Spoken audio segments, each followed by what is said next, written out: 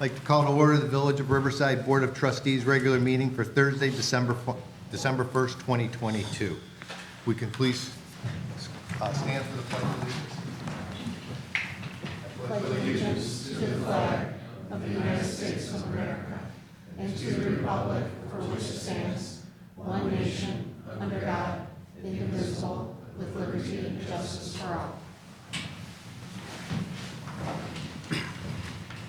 Ethan, would you please call the roll? President Ballerine. Here. Trustee Evans. Here. Trustee Gallegos. Here. Trustee Clarity. Here. Trustee Hannan. Here. Trustee Pollock. Here. Trustee Marshazga. Village Manager Francis. Here. Village Attorney Molina. Here. Also present, Village Clerk Sewell. Thank you. My president's report tonight. This is going to be our last meeting for 2022. So I just wanted to wish everybody a Merry Christmas and a happy and healthy New Year. And 2022 has been a good year. I appreciate all the help and support from village trustees and from staff this year. We've done a lot of good things. And as we begin to mingle with our families over the holidays, we've all put, or a lot of people have put COVID in the rearview mirror. And in many ways it is because of all the new treatments and stuff. But I encourage, if you haven't been vaccinated or boosted, to go get vaccinated, go get boosted, and throw in the flu shot just for good measure. Thank you. Ms. Francis? Thank you, President Ballerine. I have a couple of items that I wanted to note, given that we'll be approving the village budget this evening. It's been a really busy year, and once you receive the budget document in early January, showing all of the different initiatives that the village board and staff have completed throughout this year, it's quite amazing when you do the look back. So I just wanted to provide a couple of really quick highlights. Wanted the board to be aware that we were notified by IRMA that it's projected that our excess surplus balance will increase from $1.325 million to $1.6 million. That will be finalized in January, those numbers, and we will have a discussion at the January board meeting with regard to what we want to do with our optional deductible. Just kind of as a side note, we first started building this fund balance back in early 2013. This balance was zero, and so we've grown it now to 1.6 million, which is a pretty amazing endeavor. I wanted to also make the board aware, and residents in general, that while we've had some turnover in different departments over this past year, we've definitely put together a fabulous team. Many residents may not realize, but staff conducted over 90 interviews this past year, and we hired 47 new employees. In the different departments include 3 in administration, 3 in community development, 3 in the finance department, 10 in the fire department, 4 in police, 4 in public works, 19 in parks and rec, and 1 for Riverside TV. We had a couple of new existing employees that moved from one role to another in 2022. That includes Ethan Soul, who went from management intern to management analyst, Juana Garcia, who went from a resident services representative to fiscal assistant, Hannah DeCasla, who went from a part-time resident services representative to a full-time fiscal assistant, Jim Lazansky, who went from police officer to police sergeant, Grace Roman, who went from recreation assistant to recreation supervisor, and Jason Valley, who was assisting us as our communications intern.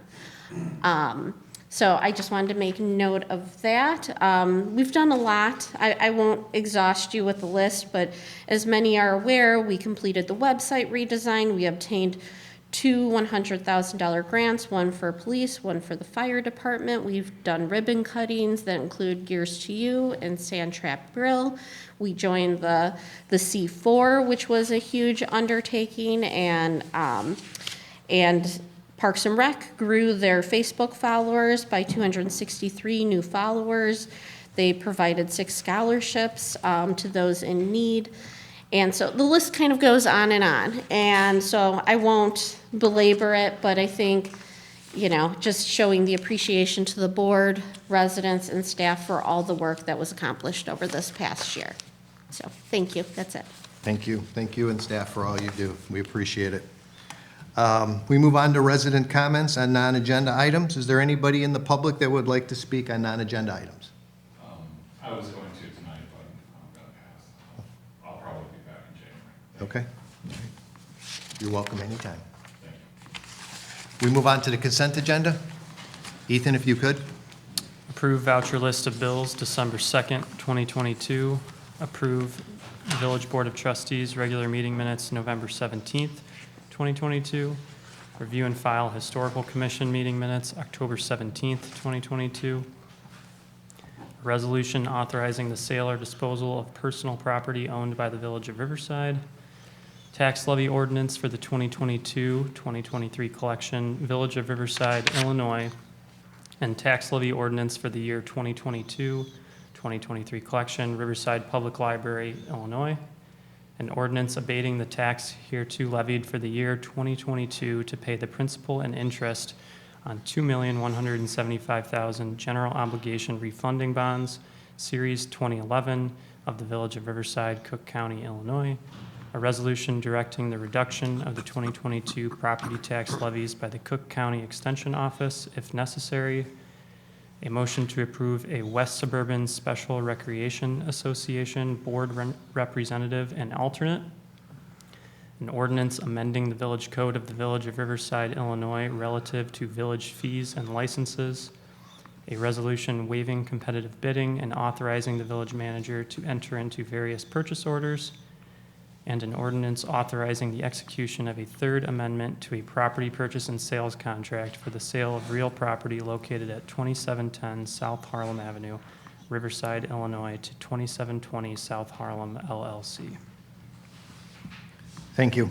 Do any of these items need to be removed by any of the trustees? Hearing none, if I can have a motion and a second, please. So moved. Motion by trustee Gallegos, second. Second. Second by trustee Marsaska. Ethan, please. Trustee Evans. Aye. Trustee Gallegos. Aye. Trustee Clarity. Aye. Trustee Hannan. Aye. Trustee Pollock. Trustee Marshazga. Aye. Motion carries. Department, board, and commission reports. Tonight we have the Commission, Preservation Commission 2023 Budget Work Plan. Planner Siren, please. Good evening. Very briefly, the Preservation Commission prepared a work plan which is available in your packet.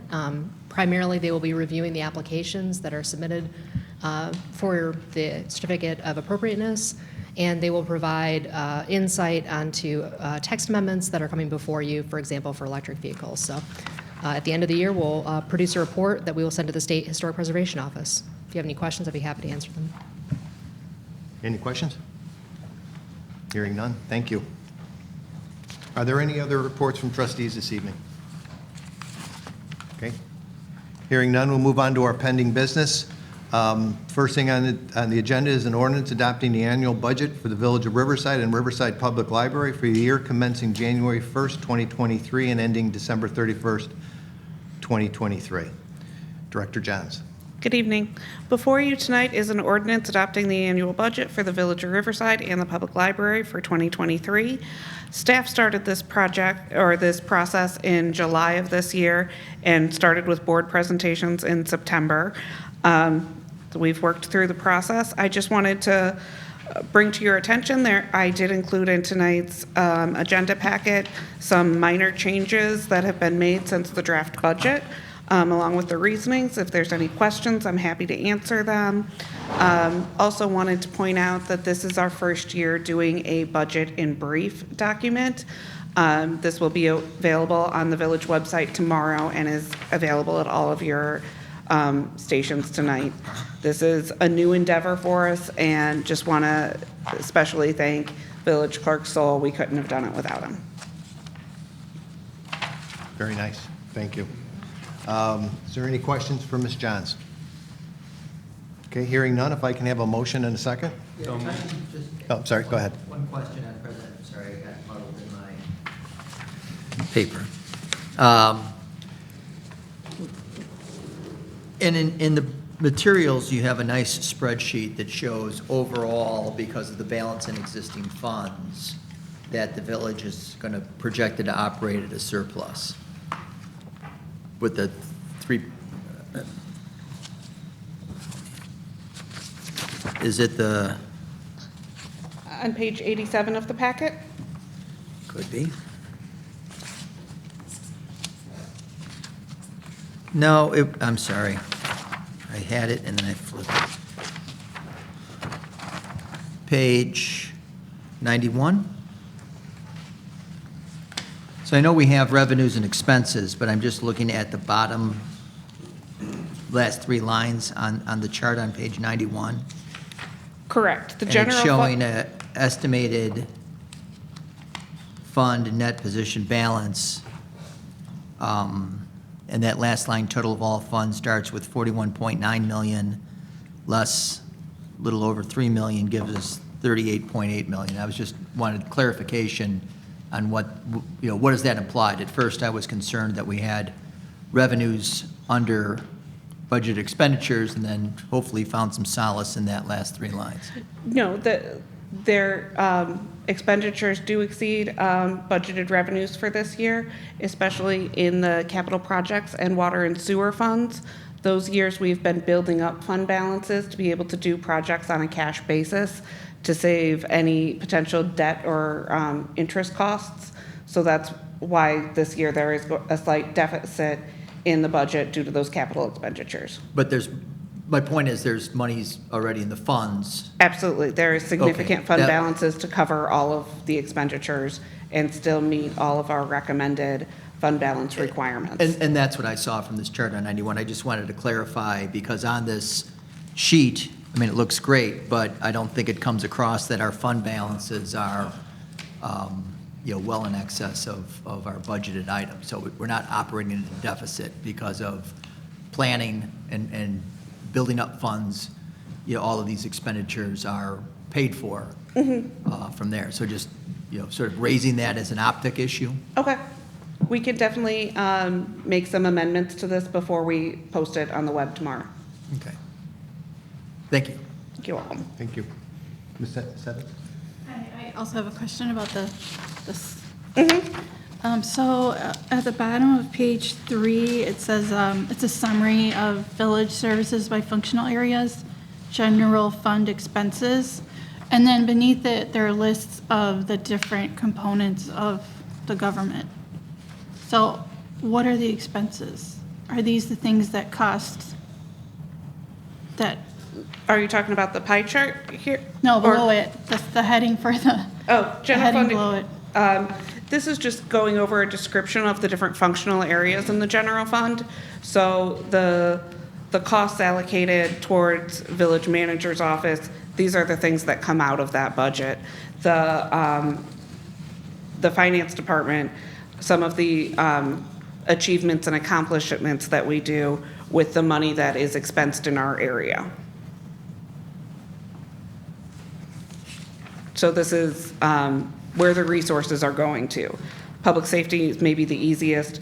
The expenditures that are allocated towards public safety, those are the tax dollars that are going towards our police officer salaries, our emergency medical services.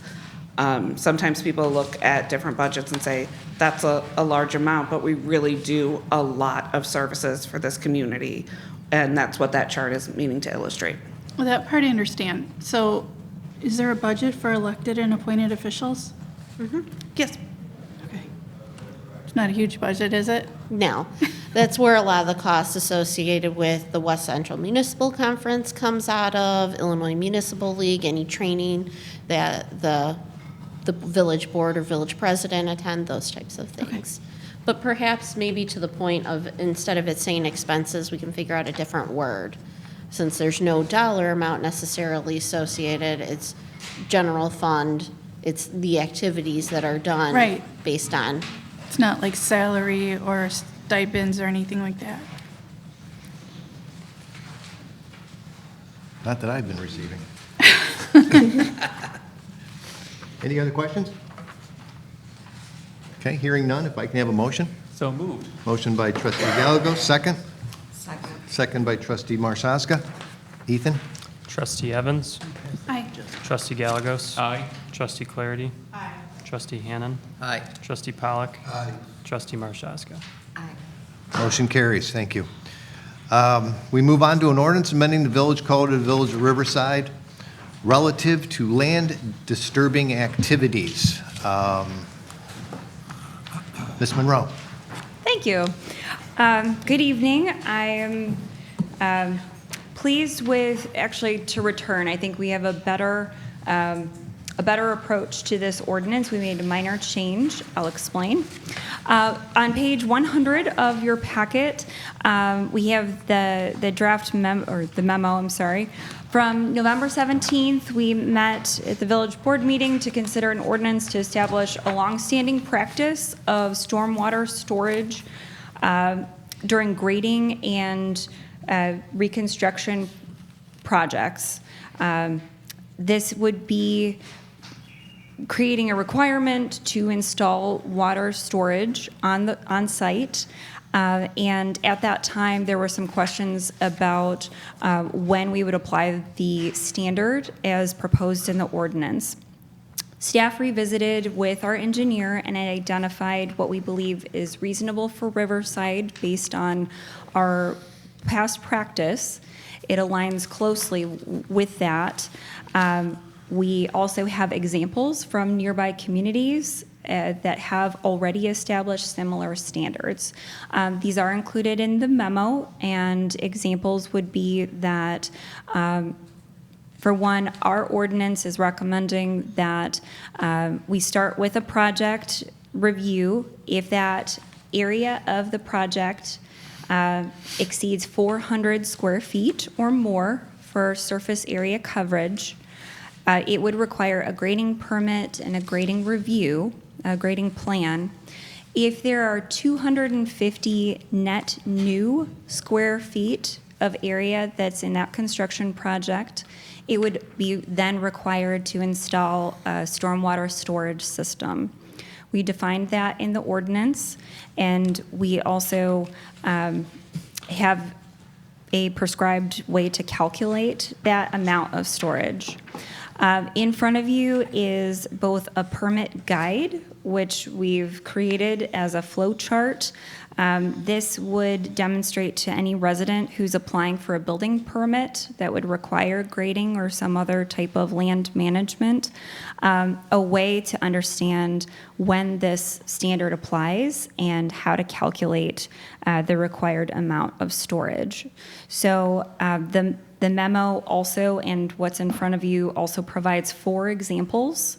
I'll just give you those couple of examples so people understand when we'd apply this standard. If a 2-story addition was being put on a home and say it's 800 square feet, but the ground floor is only adding 308 square feet, it exceeds that 250-foot threshold, right?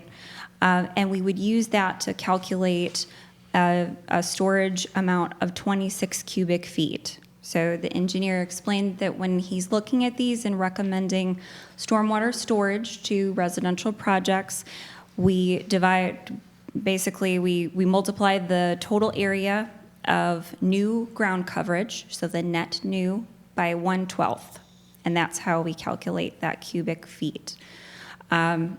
If someone were to put in a new detached 500 square foot garage, we would say, yes, that project is over 400 square feet. They are adding 500 square feet of new impervious surface area, so we would apply the standard to install storage. We'd do that calculation, and that would be about 42 cubic feet. To give an example, very quickly to wrap up, the amount of area that you might expect to install. So if someone were to need to put in a storage system, you could dig a hole by 3 feet by 3 feet by 3 feet for cubic area, and that's approximately 10 cubic feet. So as that area increases in size, the type of system could change. It may not be an area filled with stone and rock but a perforated pipe with a tarp and, holes poked in it so that the water can filter into the ground at a longer length. And also, it should be noted that permeable pavers is a way to offset that ground coverage. That has been our practice and would stay so through this ordinance adoption. And so people who are choosing between exceeding additional coverage of their lot with a concrete driveway, for instance, or other, may be able to opt instead for permeable surfaces and not be required to do any storage. So with that, I'll take any questions you have about either the materials and examples that are provided or about the ordinance itself. Any questions from the trustees? Mr. Pollack? Thank you.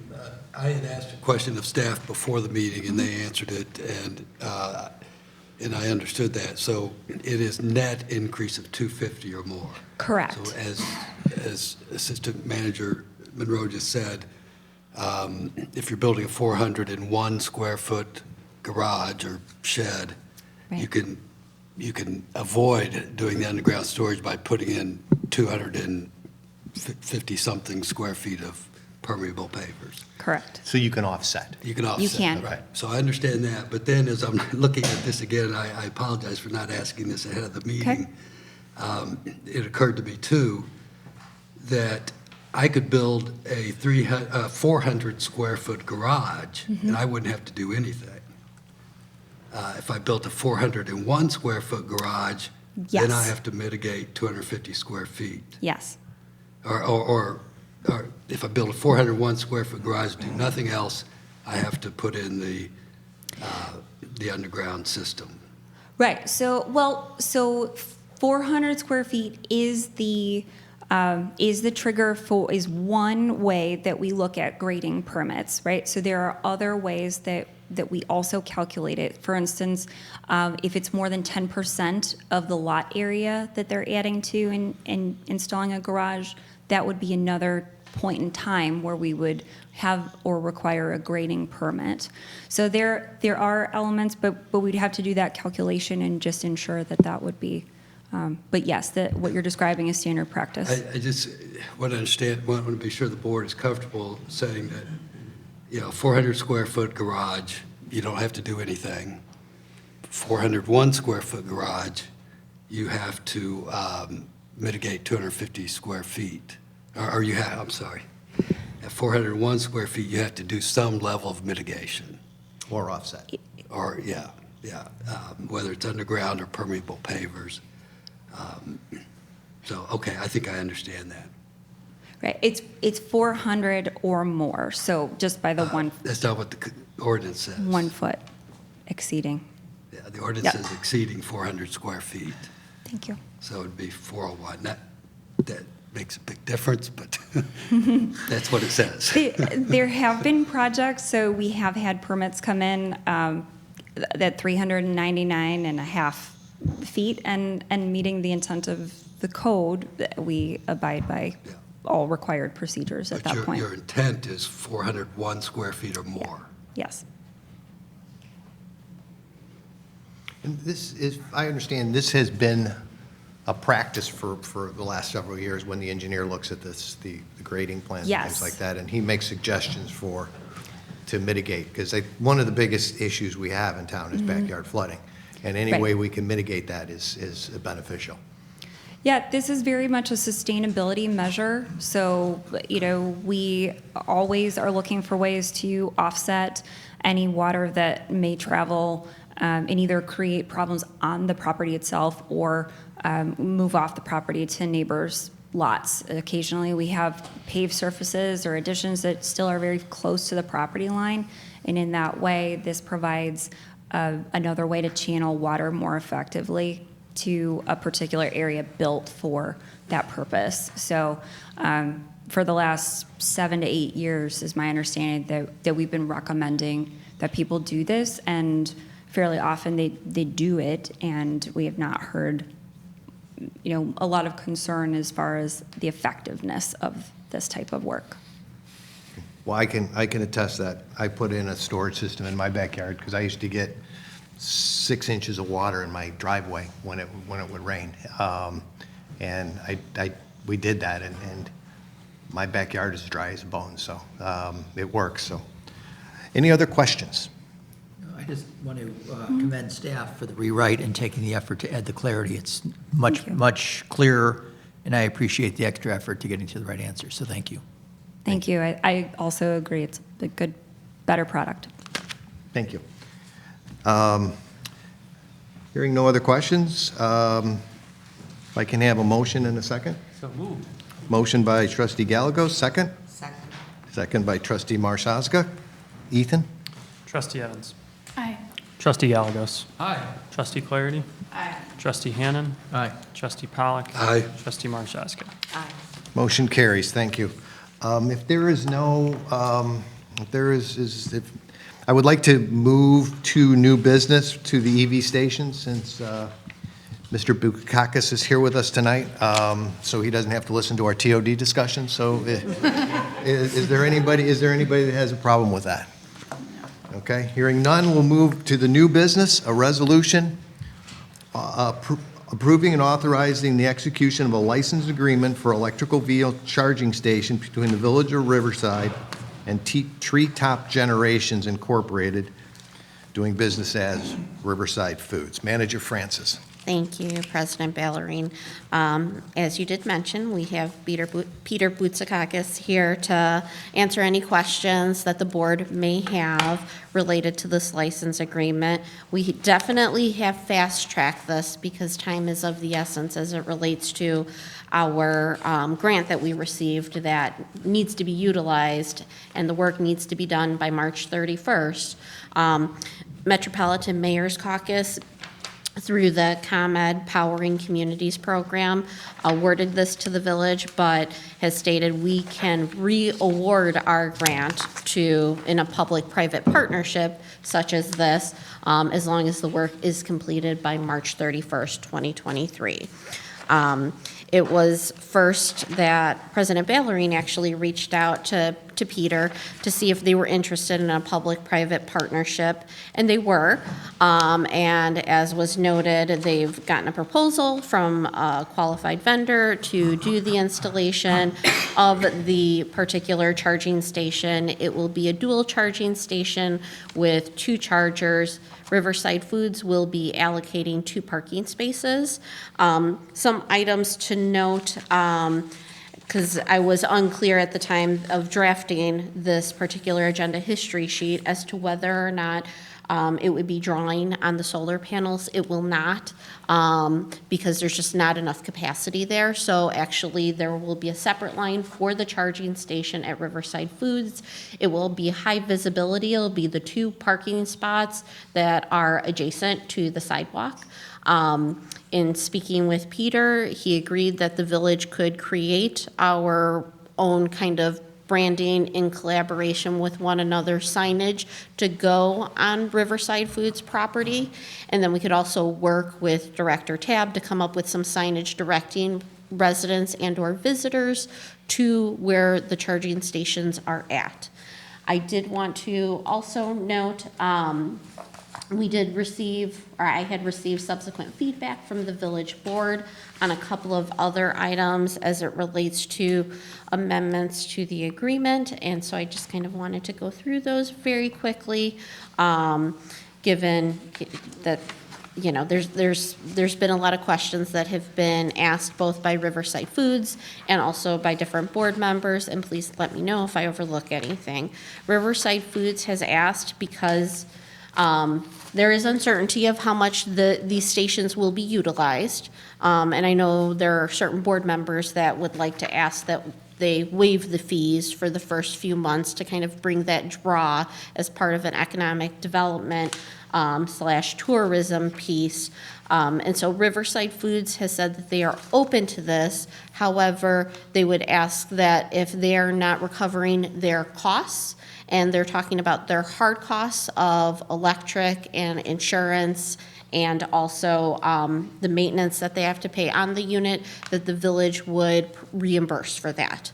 And so they would provide us accounting at the end of the year and ask for reimbursement if they did not make enough to cover their costs. So it does not include any soft costs that they may have of staff managing the charging station, snow removal around the charging station, because that'll have to be done by hand just to make sure it's not damaged, any type of maintenance, troubleshooting if it has issues, etc.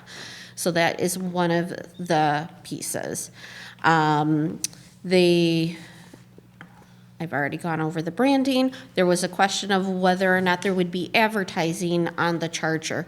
There will not be. It is a Blink charger. It has a digital keypad, but that is it. It does not have any type of advertising whatsoever. With regard to the hourly rate, board members had requested, and these are items that Attorney Mars is working on incorporating. So if the board approves pieces of this agreement, we would make sure that that was as part of the finalized agreement, of whether or not the rate in which Riverside Foods charges, if there is a cap based on the Chicagoland average rate. And obviously, there's fluctuations in that. Also, there was a request made that the rate could not, if the village decided to install a charging station elsewhere, that we're not competing against Riverside Foods for the rate. And so our rates would have to be in alignment with one another. So they couldn't be higher than ours, but they couldn't be lower than ours. They had to mirror one another. And they were agreeable to all of those. I will note, I did put together a couple of different scenarios so that I also provided it to Peter as well, of what are we talking about with respect to revenue. And so the average hourly rate as provided by Burke Engineering right now in the Chicagoland area for a charging station is $1.50 per hour. And so if we're saying that the average use is 3 hours a day for one charger, that's $4.50. So if we take that, multiply it by 2 for the 2 charging stations, 365 days a year, you're looking at potentially $3,285. Bob, don't worry, I will give you all these sheets. And so that currently the cost estimate for power is approximately 38% of the total revenue right now at this snapshot in time. So in that table, I deducted the 1,248, also deducted their hard cost of maintenance and insurance, which potentially gives them an annual profit of $1,536. That's if both charging stations are being utilized 3 hours a day. So, and then the scenario goes on to show if it was being utilized 4 hours versus 5 hours, and what those costs are estimated to look like. I think that covers all of the questions. I did put together, Trustee Pollock had asked at a previous meeting, and then kind of reiterated, what would it look like if we were to do the charging stations in the green parking lot? Right now, the wait time, we don't know that we would be able to turn it around. I'm pretty positive, as I look at Director Tab right now, that we wouldn't be able to get it done by March 31st. Peter has reached out to his vendor, and he can speak more to this, but that they would be able to get it completed by March 31st, 2023. And that would be incorporated into the final agreement that if the board approves it. And so in the table that has listed at the top, EV charging station scenarios based on estimated hours of use for village parking spots, we provide, it's the same thing for the amount of hours, but instead of one charging station, it would be 2 charging stations, which means 4 chargers. And what that would look like and how long it would take for us to recover our costs based on the estimated capital outlay, which right now is around $85,000. So if we do the same scenario as Riverside Foods, it would take almost 28 years to recover those costs based on our various estimated costs. And then the scenarios go on so forth, with the lowest scenario being it taking almost 15 years to recover our costs if each of them were used 5 hours a day. Can I just, since I was taking a note, and I will quite frankly say I stopped paying attention when I was making my note. You mentioned at the beginning about the changes to the license. You mentioned the scenario, if we wanted to say there'd be no fee for a certain period of time. Yes. And then you said something after that about the cost of maintenance and snow removal, and I missed that part. Okay, so And I apologize. no, that's fine. Riverside Foods has agreed that if, for the first 6 months, because that was what we were talking about back in August, that seems to be the common norm, that you waive the fee for the first 3 to 6 months so that people understand the presence of the charging station, and then they start applying the fees. What Riverside Foods is asking for a commitment from the village is that if they lose money in year 1 through 5, they would ask that the village make them whole with whatever the difference is. And so I made note as it related to their expenses that I put on the sheet, that they're only putting down their hard costs. So they're only putting down the cost of their insurance and the cost of the maintenance for the machine. They did not incorporate any of their personnel time to manage, and they're not asking for that either. So if we are going to charge right from day one, we don't have to worry about any of that, right? They are still asking for that commitment from the village of if for some reason during the first 5 years they cannot recover their costs, that we would make up the difference. Which is $500? Yes. Well, we have to bear in mind the cost of electricity. But if it's not being utilized, presumably that would be de minimis. We don't have electricity costs. The only time cost of electricity would go in negative is if we decided to not charge for it. Could you also give us the difference between this public-private partnership with Peter cost-wise and if we did it on our own? You kind of alluded to it, but I just want to Sure. make sure people at home understand the savings we have here. Sure. So his proposal is the total costs are not to exceed $35,000. For us having 2 charging stations, we are currently estimating at approximately $85,000. So obviously you take that divided by 2, it's $42,500. And so there is that almost $10,000 differential.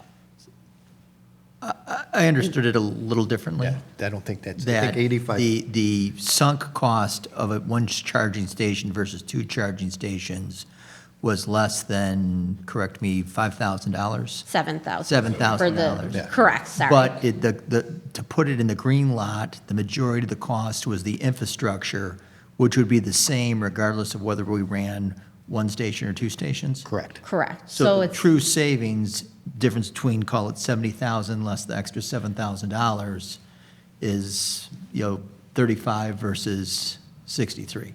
Correct.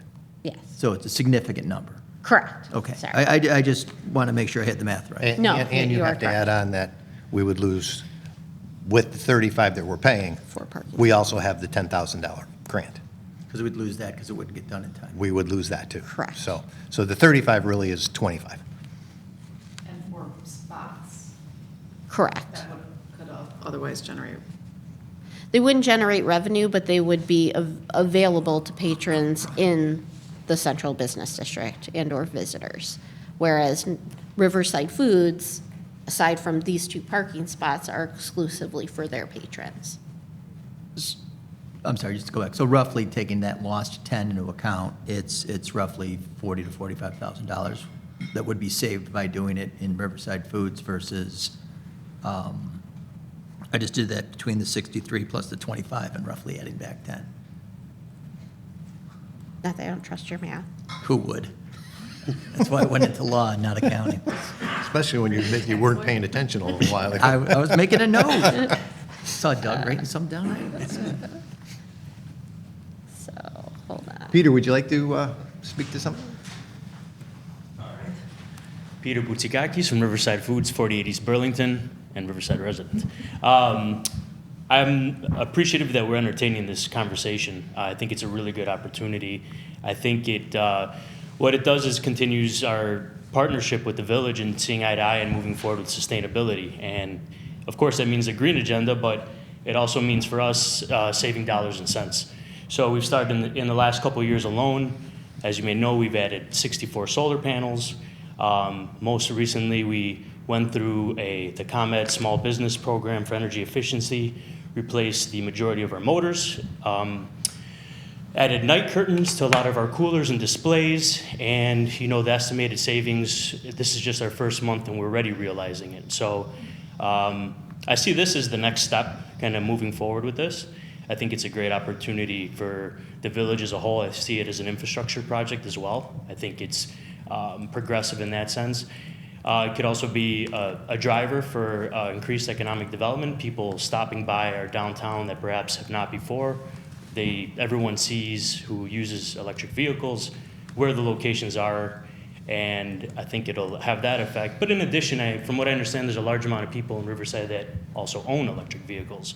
So if you have a 110 connection at home, which is quite slow, it might be an added incentive to park your car, come to the store, go across the street and eat, or whatever it may be.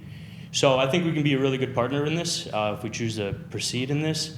I think we can facilitate the install of it quite well with reputable installers that we worked with before for our solar installation and different electrical projects. So we'd love the opportunity to do so. And yeah, if there's any questions, I'm more than glad to answer them Thank you.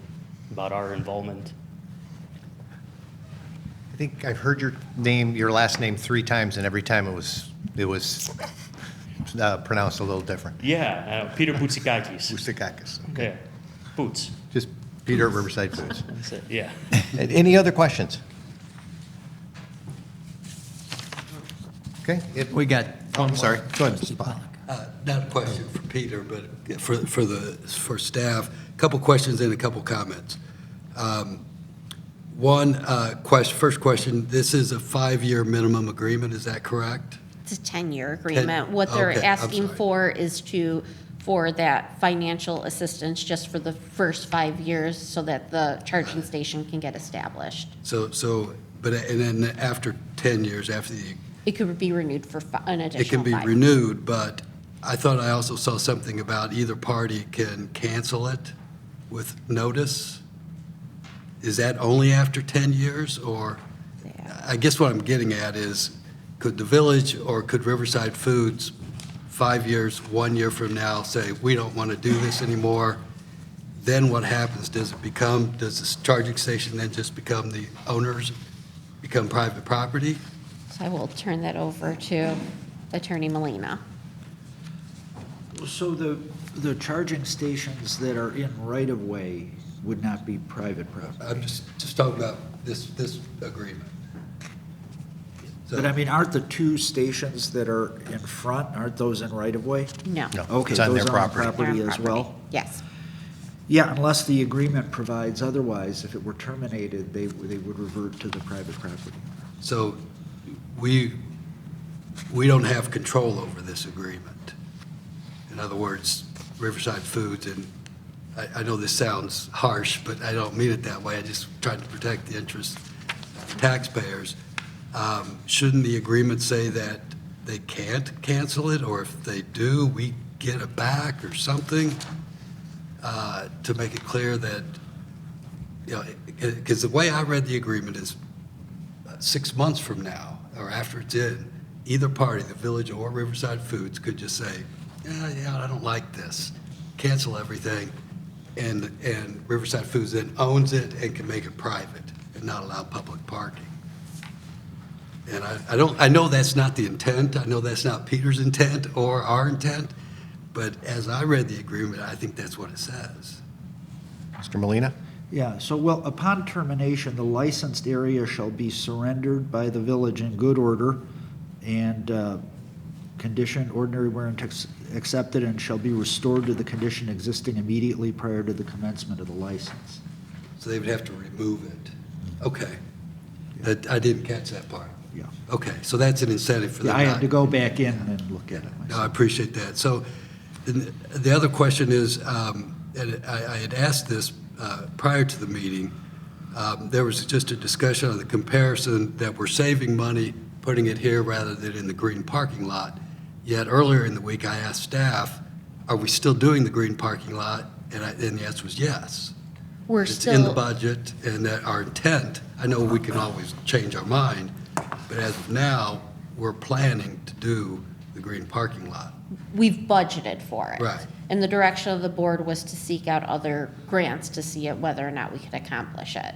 At the same time, the board in tandem directed staff to work on public-private opportunities. And so that's when this particular opportunity came up. So based on this discussion tonight, there will have to be a subsequent discussion by the board of, do we feel it's appropriate to then put another charging station right across the street from an existing one? Or do we want to look more west on Burlington or in another location?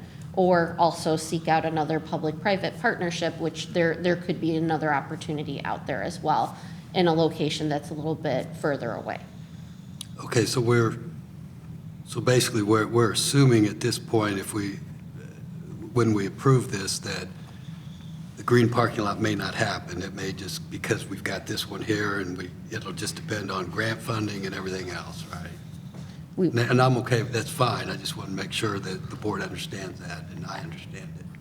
I would say we would still pursue grant funding, Yeah. and then the board could Right. make a decision, but it has been budgeted, the expense. Okay, so then a couple of comments.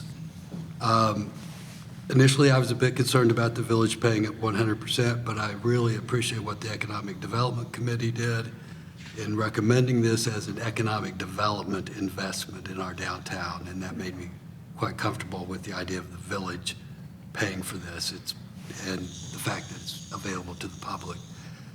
The other concern I had, which I think is easily addressed or can be addressed, is I know the intent of Riverside Foods and the intent of the village board.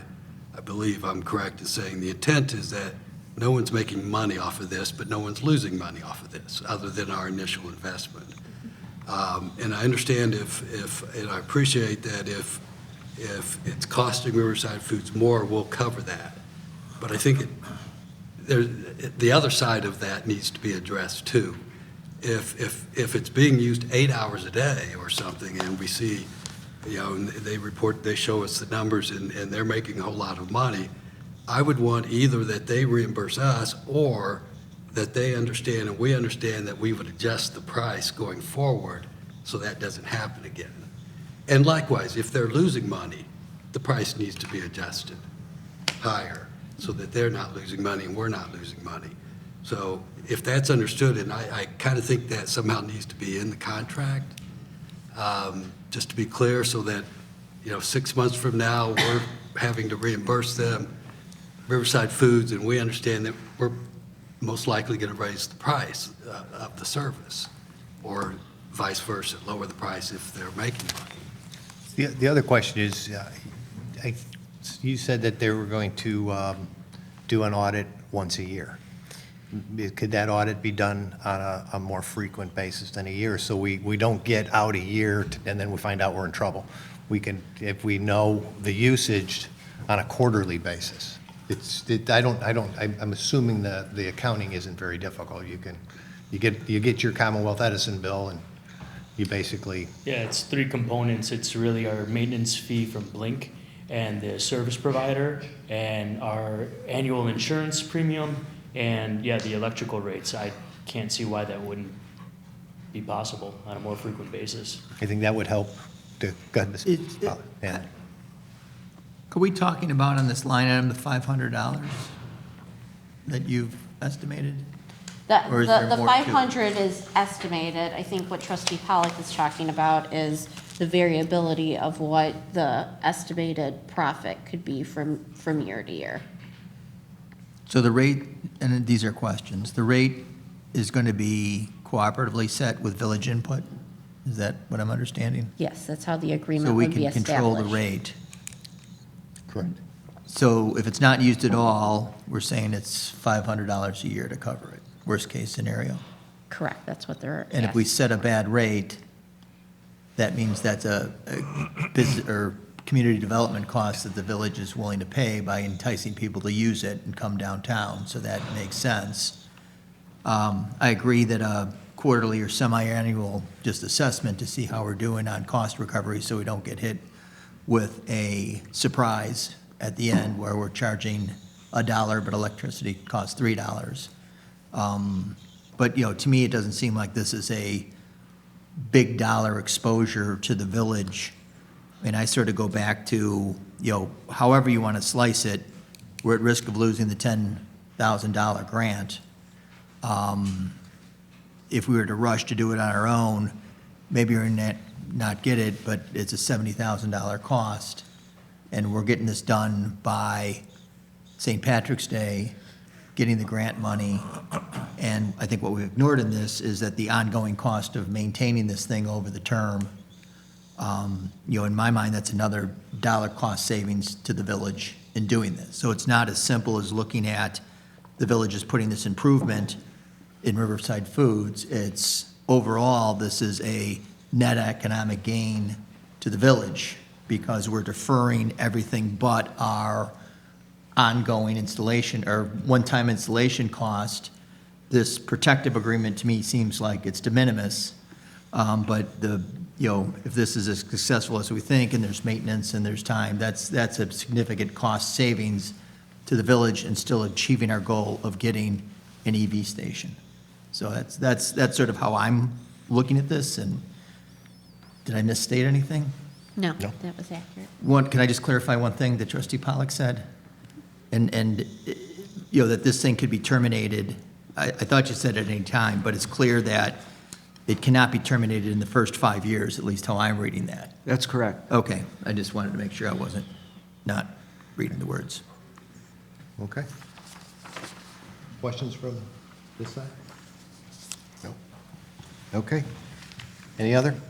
Okay, hearing none, if I can have a motion and a second to enter into this agreement with With the changes that were with the noted. changes that were noted with, between the Village of Riverside and Treetop Generations. So moved. Second. Motion by trustee Gallegos, second by trustee Marsh Aska. Ethan? Trustee Evans. Aye. Trustee Gallegos. Aye. Trustee Clarity. Aye. Trustee Hannan. Aye. Trustee Pollock. Aye. Trustee Marshall. Aye. Motion carries. Peter, again, thank you for being a good partner with the village. It's your longstanding business in town, and our relationship gets better and better every year. So I appreciate everything Riverside Foods does for us and everything you do for the community through the various things that you do. So thank you. Okay, we move back up to the TOD, which is the discussion of the ordinance amending the official zoning map of the Village of Riverside to establish a transit-oriented development commercial sub-district and changing and zoning of certain properties in B1C to B1 TOD. We have Assistant Village Manager Monroe and Ms. Siren, so tag team. So please, take us. All right, thank you. We are handling our conversation a little bit differently this evening. I'm just going to walk through very briefly kind of our presentation components that will likely lead to a little bit of discussion by the board, and then we'll pass it over to Planner Siren. So we have been talking about this for several meetings. There's been no official action or votes taken on the 4 ordinances presented for transit-oriented development, zoning update and other changes proposed to the board. We have had discussions on a range of topics. We created 3 charts that summarize each of the proposed changes as they were presented in each of the 3 ordinances. We have since, in the memo, attempted to highlight the subject matter that you had wanted to pull out for additional discussion. But we're going to start with a review of our survey results. So the last meeting in November, the village board was interested in some feedback from the community about what type of development you'd like to see on Harlem Avenue and in this TOD area. So Ann will present on that. She will then review personal services. So there was a discussion about what is included in our definition of personal services and whether we can combine those services to include body piercings, tattoos, potentially a wellness type massage. We have a site plan review. There were questions about how we conduct site plan reviews as part of the development process. We did a little bit of research on that. We will review those topics, as I said, you wanted to discuss further and just take additional direction from the board on these items. So with that, Ann. Good evening. You have on your desk before you a summary of the survey that was conducted. We had, was very pleased with the response. We had 119 responses as of the printing of the survey.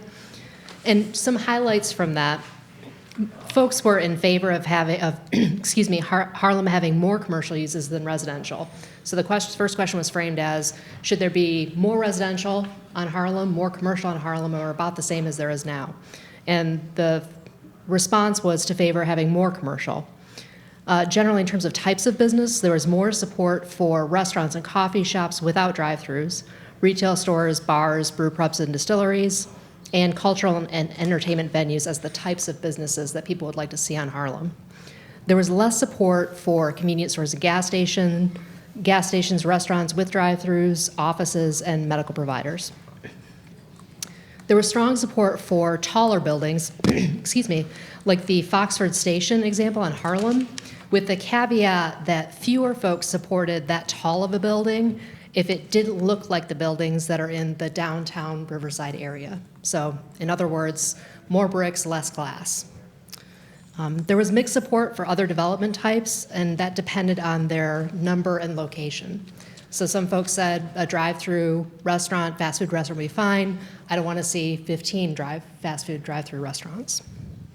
So that was the result of the survey, and I'd be happy to answer any questions that you might have about that. I think people also need to understand that Harlem Avenue is, there's not a whole lot of area for development on Harlem Avenue. So having multiple drive-throughs it's impossible. It's not the availability for it. Is there any questions from the trustees? No, but I very much appreciate that this survey was conducted. I think it was exactly what, was needed to engage the community and get feedback. So thank you. Sure. I have a question. As I stated, there was, when we went through when you did that graph of all the other communities, Hillside, or Hinsdale, Western Springs, LaGrange Park, there were several things that struck out. One was the height.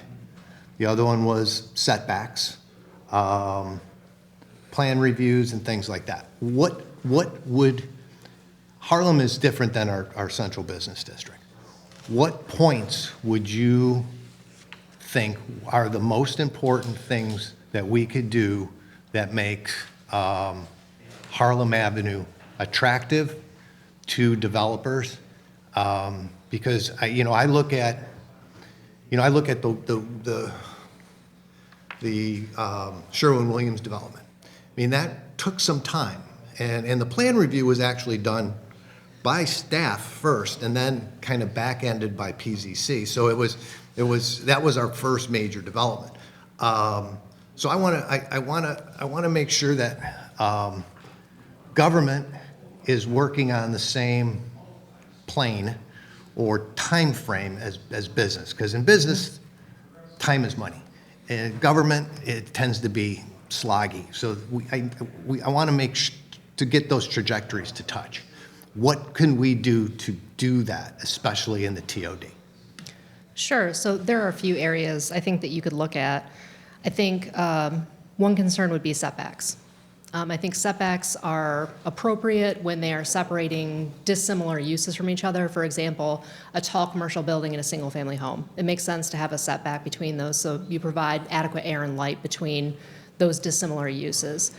I think otherwise it doesn't make a lot of sense on its face, from what I've seen, to have significant other setbacks. So for example, requiring buildings that are over 2 stories tall to have a 25-foot setback on the side when it's next to another commercial use inherently is something that you could look at to reduce the friction between, a developer seeing a site and wanting to develop.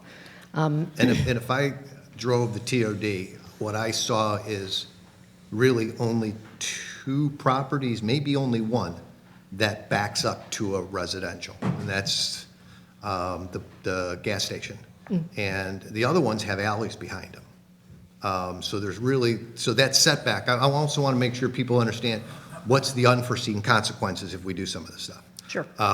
So the setbacks, I don't see an unforeseen consequence unless the building and there's a resident right behind it. We can write that in, correct? Sure. Okay. Does anybody have any thoughts about the set? I mean, I should probably take these one at a time. Does anybody have any thoughts about removing the setbacks? Yeah, I would agree with removing the setbacks, especially with the alley behind. I mean, that's sort of the natural setback, so having a setback would, in fact, create a double buffer, which, given the size of the lots in Harlem, I think adding the setback or putting the setback requirement in would dissuade any sort of development on that part. And I think we need to recognize the unique nature of the lots on Harlem and how, in fact, shallow they are. So we have to consider, what are we trying to do with the setback, protect encroachment for the backward neighbors? Well, we already have the alley for that. So, I think eliminating this is sort of encouraging what we saw in this, that people want businesses, they want restaurants, they want some sort of activity on Harlem Avenue. Okay. Any other? I'm going to move that as well. Mr. Polley? Just clarification, we're talking about the side and rear setbacks, correct? Yes, Yeah. that's correct. Yeah, I agree. Okay. All right, we have consensus on that. Move on. Yeah, there is there's a maximum front setback of 5 feet, and now you're getting into the territory of transit-oriented development, which wants to focus buildings on the front of the site. Now, if you're looking at a developer, you want to have as few restrictions as possible when you go to the site. So there are competing interests there. If you remove the maximum front setback, that provides more flexibility for site design. However, it doesn't force buildings to the front of the road.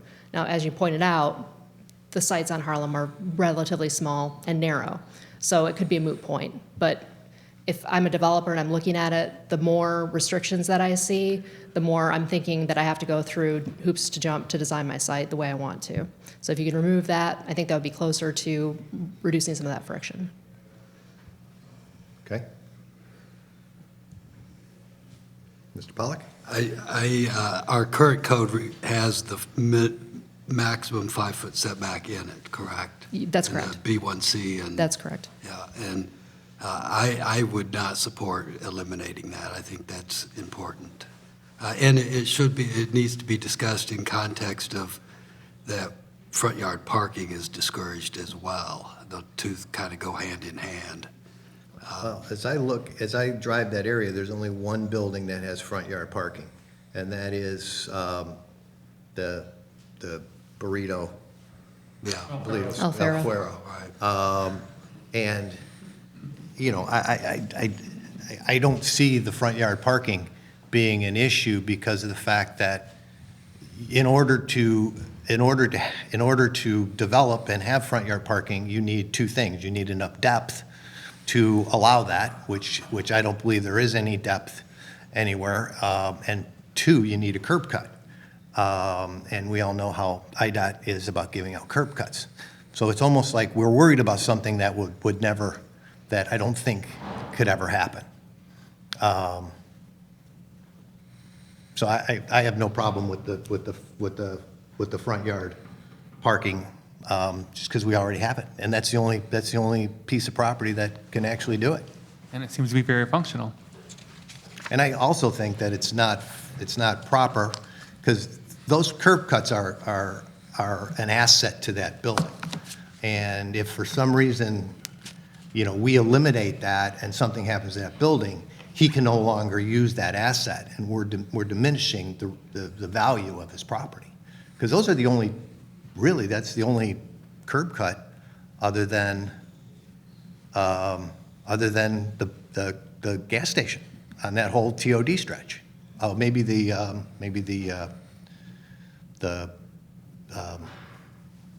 check engine light. I think they have a curb cut.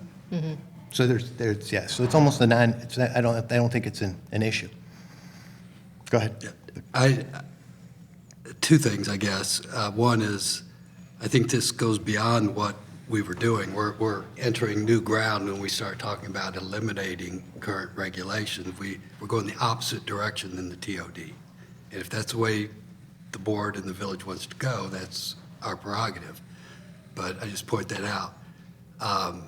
Two, I would note that, and staff can correct me if I'm wrong, but the survey that Alfaro property did not fare well in the public opinions about the appearance of that. And I think that's because, one, it's a one-story building, and two, it's got front yard parking.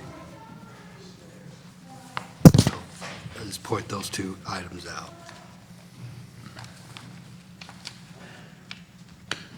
Yeah, that was question 6.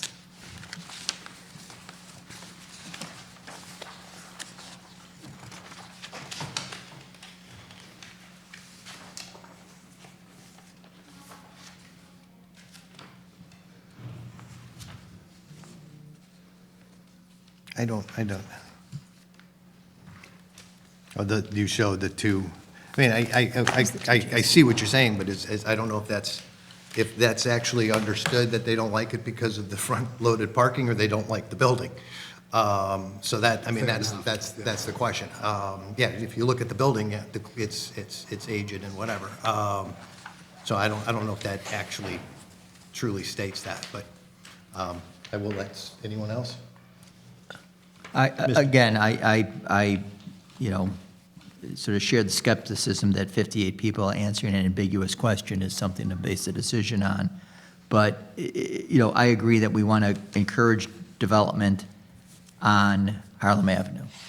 And, if the setback is detrimental to encouraging that development, I'd like to remove any sort of impediment to development of those Harlem Avenue lots. And I agree that the minimal curb cuts we have, that's going to encourage new development there, if anything were to happen to the existing buildings. And, it's not a problem now. I don't see that being a problem in the future. Yeah. I would also like to have as much opportunity for vision as possible as well. Okay. I feel similarly. I'm sympathetic to Trustee Pollock's vision here, and I appreciate it, but I do think that we, as a village, we have limited opportunity for economic development for people who don't live in Riverside, right? We know that Riverside Central Business District is primarily populated by Riverside residents, and so I think we have to do whatever we can to maximize economic development opportunities on Harlem. And so I would be in favor of reducing some of that friction, as you put it, that, acknowledging the unique nature of the lots on Harlem, that they are shallow as it is. I think we need to promote development, appropriate development, but development. I am actually in agreement with you all on the setback issue, as far as eliminating them on Harlem to maximize flexibility and reduce impediment to development. I think it doesn't hurt to be more flexible in that area. Okay. The other question is the front yard parking, which really only affects one building, and that's the one we have, or possible development in our lot. So again, I don't have a problem with it, and again, I'm looking at the most flexible plan to go, and I look to you at all, do you have any problem with the front yard parking? Wait, are you saying that we should open it up to more front yard park, make it more possible for front yard parking? Make it possible for front. Right now, it's not available. We would make it available. But understanding that there is only really 2 pieces of property that this affects. One that already has it, and one that the village owns.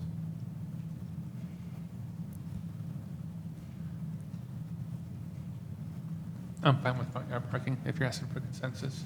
That's my position. Mr. Pollack? I think it affects all the properties. I mean, if we're talking redevelopment, tear down, redevelopment, whatever, it affects all the property in a way, maybe not as, maybe some more than others, but I think having it as a special use right now is sufficient, I think, but obviously, the majority of the board doesn't agree with our current regulations, and I'm not as negative about development in this village as most people are, that somehow we're scaring people away with our regulations. I just don't feel that at all. I think the reason we don't see development in our village is because we don't have property for it. And, there's just not any opportunities. But anyway, I would rather keep the front yard parking as a special use. I'm actually inclined to agree with Doug on this one, keeping it as a special use because it isn't attractive. And if you're driving by Riverside and you would like it to look. And the special use is less restrictive than a variation. Yes. Yes. Yeah. So can you just for everyone to explain the process to get a special use to do this? Or Doug or Lance? So whatever. a special use is something that is viewed by the code, the zoning code, as a generally appropriate use in a given area, but that requires special site-specific consideration in order to look at its impact on surrounding properties and the area as a whole. Yeah, I wouldn't have a problem with that. I think that protects us. I would agree. I agree. I like the flexibility. I agree with trustee Marshaga. I don't think it's particularly attractive, but certain sites, It might work in some Yeah. sites it won't. That Yeah, protects I us. mean, Okay. for it to really be realistic, and I mean, you may be able to correct me, but given how narrow those sites are, you'd have to have someone acquire a whole bunch of those and then push everything all the way to the back, and then you have to get at it, because as you said, Harlem Avenue is a state route. IDOT's not going to allow a bunch of curb cuts. There'd have to be an entrance off one of the side streets that allow the cars to park right, drive along and then pull in front in order to create a big strip mall feel. Yeah, I That'd be the only I way don't to see do it being applicable, but I don't have a problem with the special use if that makes people feel more comfortable. I think it's a great approach. But Okay. Okay. So front yard's a special use. Continue. Currently, another special use are drive-throughs. Drive-throughs, I'm thinking in particular for restaurant and for retail. The use has increased, I think, during the pandemic. Folks would prefer to drive through instead of going in the store. So another way to reduce friction is if you are a national chain or a local chain or just a local business who wants to put a drive-through in, right now you would go through that special exception process or special use process rather than having that as a by right use, meaning no additional approval. So that's an area for consideration. Again, I think there's only one piece of property that can have a drive-through, but, Okay. so I don't think it's I don't think in that area, it's a big deal if we made that a permitted use, but I'll listen to. I like the special use approach for drive-throughs. I think it's the same as the front parking. Okay. It's just site by site, and you want. Okay. Special use, Special use. agree. okay.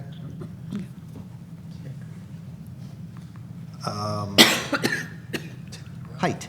Yes, building heights. Yes, so as we noted in our staff report, obviously TOD favors having a building of a certain height. Two stories is the minimum. And that creates, there's a couple of reasons for that. One is it kind of encourages developers to redevelop with higher density. So if you have a retail business on the ground floor, you would encourage building residential on the second floor or the third floors, subsequent floors. It also, in the case of a walkable corridor, does create a closed-in feeling that pedestrians are more likely to use. So those are the benefits of having a minimum height requirement. The drawbacks are if you do have a chain, Sherwin-Williams, for example, with a standard architecture that doesn't meet that requirement, that would require a variation from the board, creating a little more space between you and getting your permit.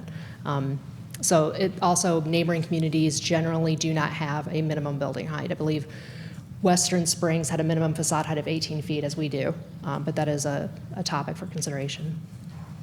Yes. Does the minimum height requirement really encourage higher density, or does it just encourage these parapet walls, which is a word I learned from Doug 2 meetings ago? It can do both. You can have a national chain who has said, fine, we will build a 2-story use, and I've heard of a story of I think it was Walgreens, because they're very concerned about folks accessing the pharmacy area. So they actually went in and built 2x4s that were diagonal throughout, so no one could even walk in the second floor, but they built a second floor and put in fake windows and all that kind of thing. So it can be done, but obviously the extra expense, some businesses wouldn't want to do that. It also does encourage folks to take a look and say, hey, if we can pay for part of this redevelopment by having rents, and building, 2 or 3 condos, if we're in for a penny and for a pound, we can do the vertical investment and make some money that way. Well, we allow them to go up. I mean, Yes, they can, yeah. so we wouldn't restrict them from doing that. But I think, I worry about the national chains coming in, and as we saw with Sherwin-Williams, that couldn't pass under this without a variation.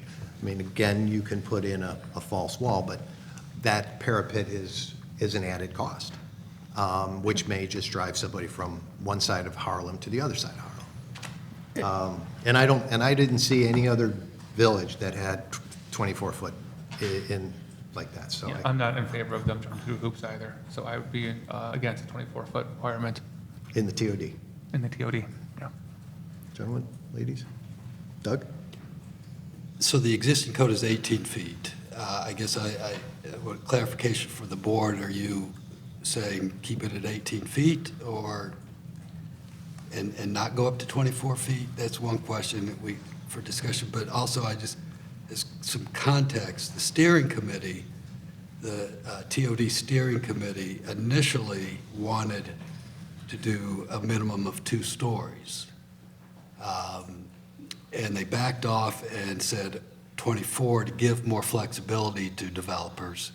So they weren't forced to actually build out a second story, but in terms of public appearance, it would appear to be a 2-story building. So it's for what it's worth. The other thing, I actually have a dilemma on this, given our discussion tonight, because the maximum 5-foot setback, the restriction on front yard parking, and this building height work together. You take away one and the others are less meaningful, because the whole idea is to have urban street front with a taller building at the sidewalk with direct connection to the public way. If you're going to allow front yard parking and you're going to allow buildings to be set anywhere on the property with no front, side, or rear setbacks, I don't know that maximum or minimum building height means much anymore. I would like to have all of those things. 18 or 24, 24 is better, but 18 is probably okay too. But I don't know why you'd want someone to build a 18-foot tall building if you've got a drive-through window and if it's a McDonald's restaurant, for example, with parking around in the front yard. You've already kind of eliminated the benefit of that building height by allowing it to have front yard parking to be set back further. So I don't know what to think about that. Okay. I would say, personally, I would, again, say we fall back to our 18-foot, which is what it reads now, rather than adding the 6 more feet, but. That's fine. I'm in favor of 18 feet as well. I could agree with that. Okay. While we're on the topic of height, This is one of those items that we pulled out, and I don't want to revisit later. It's for the other zoning districts that would also apply still in the TOD zoning code changes. So we're talking about the central business district to B2 zoning, and then there are also minimum building heights recommended for the R3, R4 residential districts. So just a general opinion of, or a consensus on whether you'd like to keep the minimum height for either of those zoning districts. So the downtown or, I appreciate that input. yeah. But what I'd really like to do is focus just on the TOD, and then Sure. we'll go to B1, because I think our TOD and our B1 are two different animals. They are. So I don't want to confuse the issue by talking about the different districts. Let's finish one district and then move on. Is that Thank okay? you. I agree. Okay. Great, thanks. The other thing that we talked briefly about doing a train overlay and different things like that. And upon further thinking of that, that means that the TOD, the restrictions of the TOD with, as it goes to, first floor retail or whatever, would then travel down Burlington. But I do think it's important for the TOD to incorporate the two properties that the village owns. Because now that there's two properties and they're in different zoning districts. So what I would like us to do is take the building and incorporate the building into the TOD. So when somebody comes in to develop that property, then they have one set of rules. Makes it easier. Yeah, I like that idea as well. I agree. That's why we acquired it to be built as one site. Okay.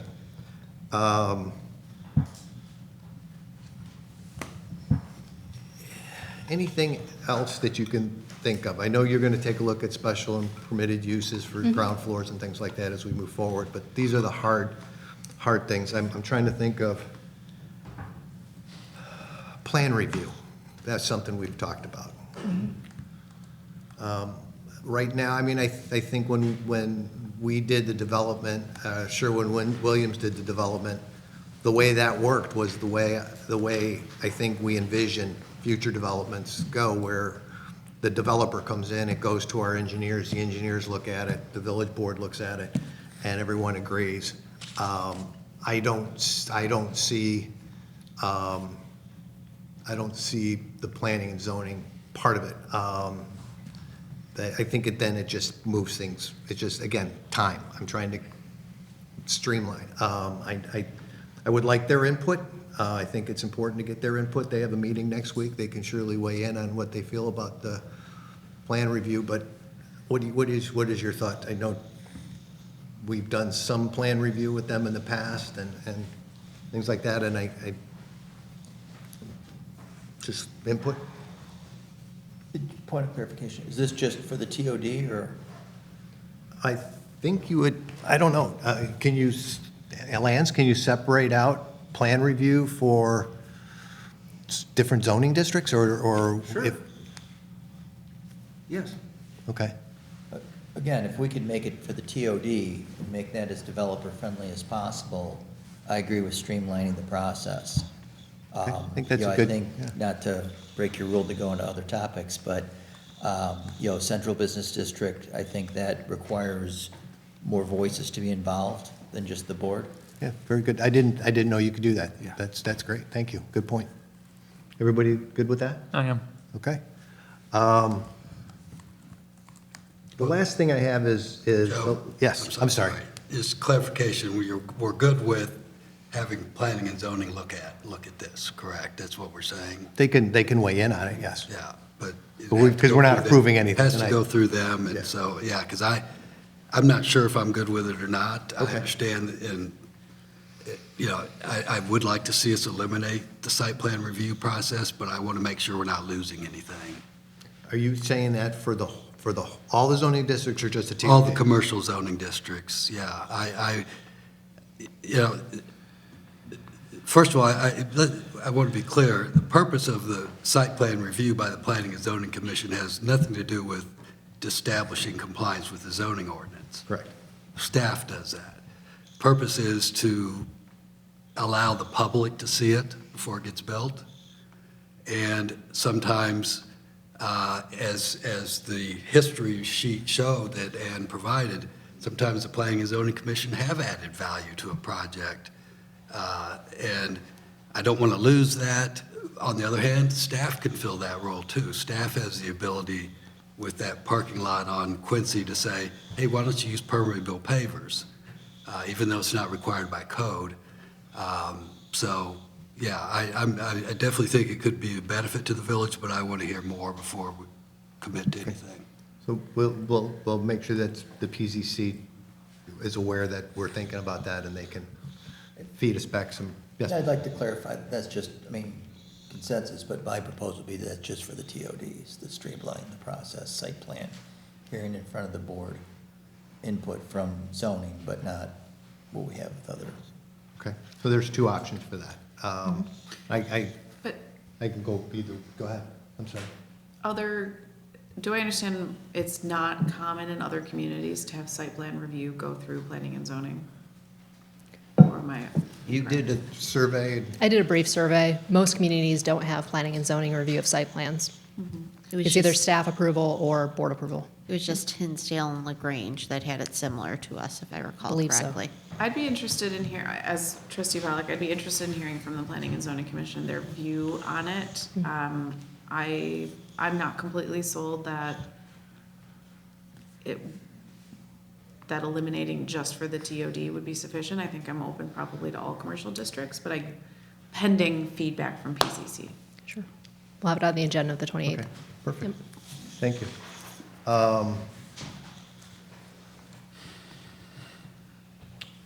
The last thing is height. We allow 48, and a PUD, we allow 60, am I correct? Yes, that's correct. Okay. Just what I've been able to surmise, 60 for a 5-story building isn't adequate. What I heard is it's 10 foot on the first floor, 8 foot on the next 4 floors, 2-foot buffer between, gets you to really 66 feet. So the question is are people comfortable with a PUD to 65 feet rather than 60 feet? Not 66? 66, 65. I mean, I think within that you could probably find a foot. But I'm just, I mean, if you want to make it 66, I'm just saying, but that's what I've heard. But I don't, Doug, you'd probably be familiar with this also. I'm not sure whether, how 5 stories equates to absolute height. I mean, generally speaking, I prefer just to have a height limit and not worry about how many stories it is. But I think the Planning and Zoning Commission was asked that, and they said, no, we want to keep a height. We want to keep both. I don't know, I'm not sure why, but whatever the number needs to be, if we want 5-story buildings and that requires 66 instead of 60, that 6 feet, that 10% increase isn't going to make a big difference. Especially 66. Okay. Okay. I think that's too tall. On the TOD? Yeah. Okay. Anyone else have an input on the 66? I like 66. Yeah, I think we're trying to encourage density and height. I don't actually know how tall that is relative to, Water tower, 70. do you know how tall the Labara building is? Is that the Village Center building? Yes. Thank you. That's 50 and a half feet. So If you- 15 feet taller than that. I'm fine with 66. Okay. Okay. I think we have, I'm just a conscientious objector. with a vote. Okay. I think, anything else in the TOD? I just Yes. want to add, I'm also a little uncomfortable with going that high, just because we really need the water tower to be the central feature of the downtown. It's getting really high. I but mean, if we we're are- only we're- at 70 feet. We are in Harlem, though. So do you have a problem with it being At Harlem? On Harlem? No. Okay, so we're talking just straight to TOD. We'll get to downtown. Okay. Okay. Thank you. All right, I think we're good. So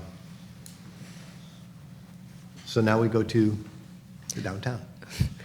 Unless you'd like me to touch briefly on personal services while I'm up here Sure. standing in front of you, sure. Just wanted to note, and I'm not sure that this was intentional, but as the amendments are written today, currently the only place where you can have a tattoo and body piercing studio is in the B1C district. It's permitted in those districts. It's not special use, it's permitted. If the B1 TOD amendments are passed as they're written today, that would change to not permitted.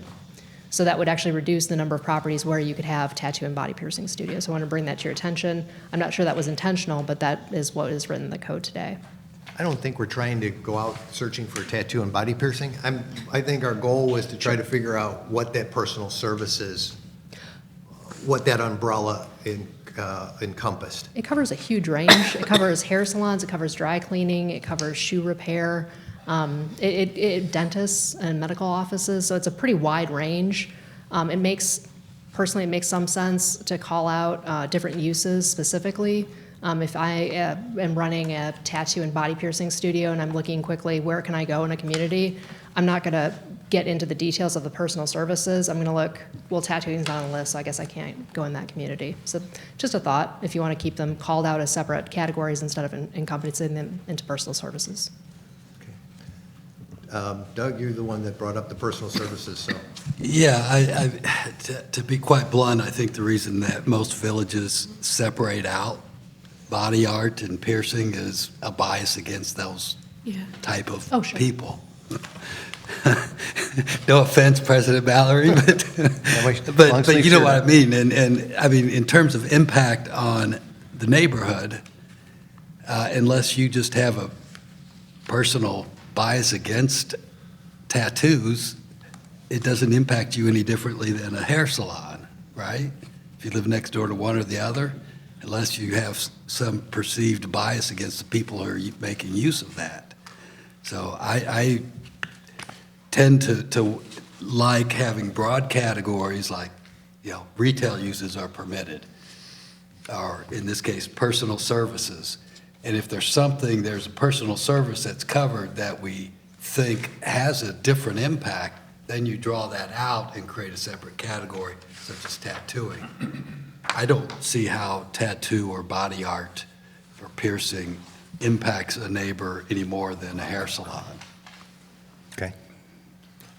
I'm a little confused what we're asking here. So you're saying as drafted, the TOD would prevent tattooing and body art because it's considered a personal service? It would actually eliminate those uses. They're not in the personal services category. There is a personal services category, and then there's tattoo parlor and body piercing studio. So those are three separate categories. Currently in the B1C district, you can have tattoo and body piercing. For some reason, when those same properties transition to the B1 TOD district, they would no longer be able to do tattooing and body piercing, although other personal services would still be permitted. Got it. If I understand correctly here, I have no problem with tattooing and body art and don't see why we would want to specifically exclude them. Okay, I agree.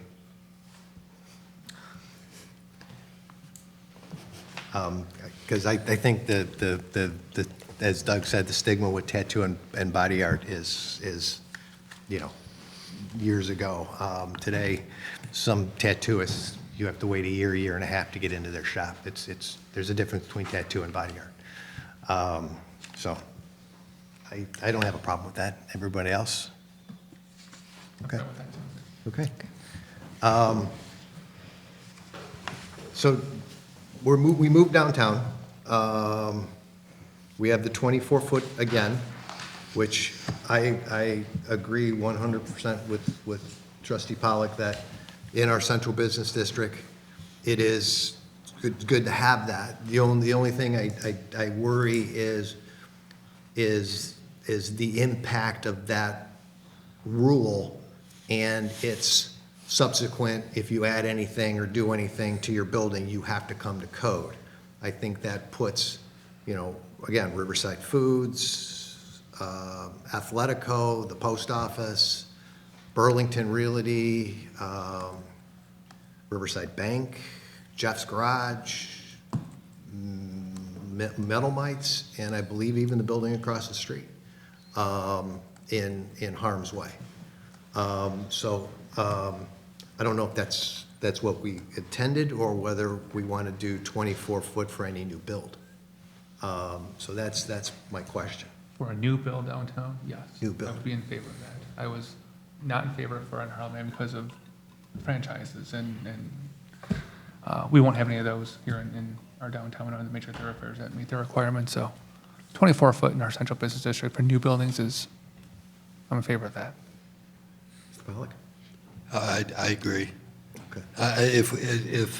I also understand your sentiment that existing buildings that maybe they want to put a small addition on for storage or whatever, I wouldn't object to a carve-out of some sort that would allow that to happen without having to come to the village or change the zoning or whatever. Yeah, I like the bifurcated approach. As I thought about this, I don't want to do anything to discourage, maintenance or improvement. If somebody needs to fix the facade and that's deemed to be a new build, and all of a sudden they have to go either do nothing or go up 2-story, right? 2 stories, they're going to do nothing, and we're going to have a dilapidated building in our downtown area, which is clearly not the intent. So I think some reasonable carve-out for existing buildings to make, so they're not disincentivized. I think everyone's in agreement with that. And now the $65,000 question is the 5-story, 60 feet or 60. Right now, a PUD is 60 feet. And that's the way it came through PCC. Do we want to increase that to 65 feet to make 5 stories actually workable, or are we, I didn't have to look that way. Or do we stay at 60 or 65? So that's the question. I'm comfortable with 66. I like the idea of the water tower being the tallest thing. I'm not sure from the ground I can tell the difference between 58 and 70, and so if 66 makes it possible or makes it easier for us to get more dense development, then I'm in favor. There's no buildings that are going to be built right on a museum campus or Centennial Park, so it'll stand alone. It'll have its stature that one is its individual building. I'm with 66. Aberdeen? Well, I think we had a lot of issues with the village center getting 5 variations to be at the height that it's at. I think people are starting to become accustomed to it, but I don't want to see any higher, greater development in our central business district that would, compete in height with the village center and then with the water tower. That is getting to be a little bit excessive. Our current is 48, I believe, right? I mean, the proposed was 60, and now you're proposing that we take it to 66 in the central business district, and that is just too much. So I'm in favor of keeping it at 48. Well, the PUD says 60. I know the PUD says 60, but it's a proposed PUD because we don't have the PUD yet, correct? So you would propose not to have the PUD at 60, correct? Right. Okay, so you want to stay at 48 max, okay? So we got a couple of 60s, 6s. Mr. Hannon, Mr. Pollak? I will weigh in at 60. I get concerned at 66. I think there's some nice development can be done at 60. I agree, you're not going to get to 5 stories, but you can get to a very nice, higher end development at 60 feet. Mr. Pollak?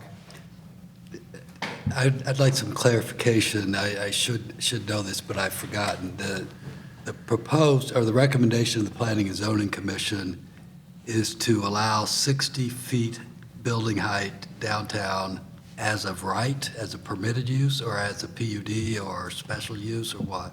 Yeah, so I will read just the existing and proposed, right? So we would be proposing that by right, downtown, the maximum building height would go from 3 stories or 38 feet to 4 stories or 48 feet, whichever is lower.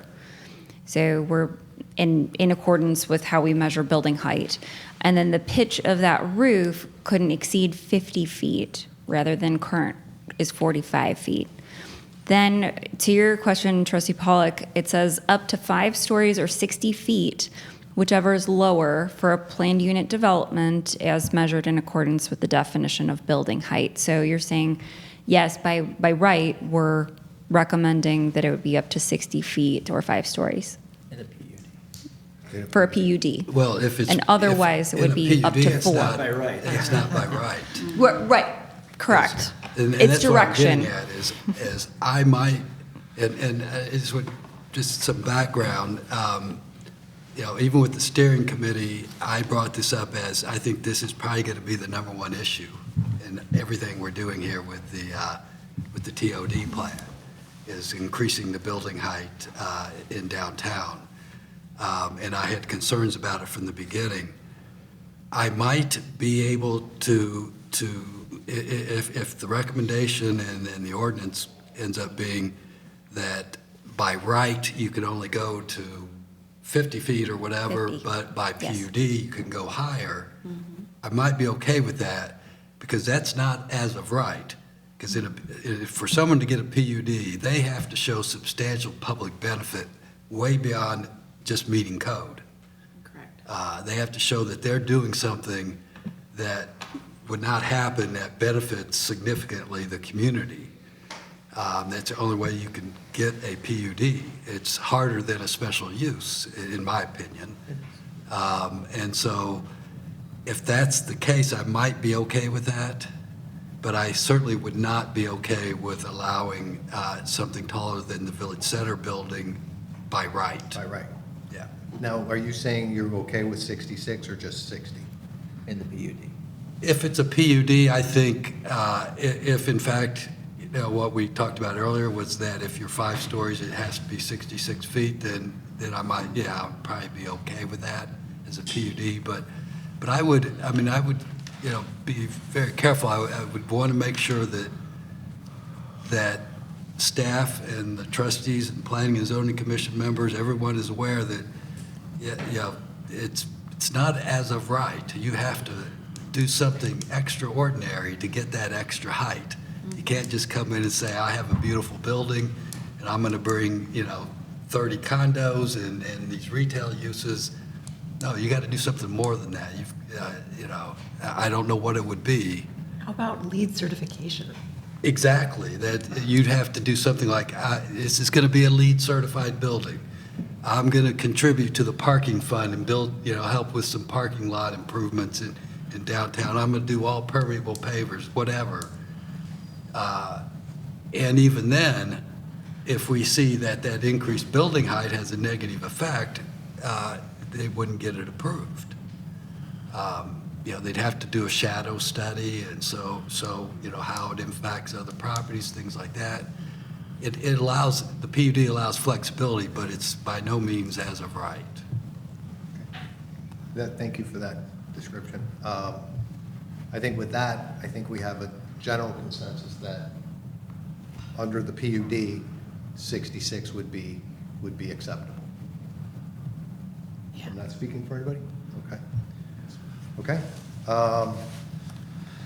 As I look at it, that's the end of our list, right? Or we got one more thing you want? There are a couple of items still related to the TOD code updates.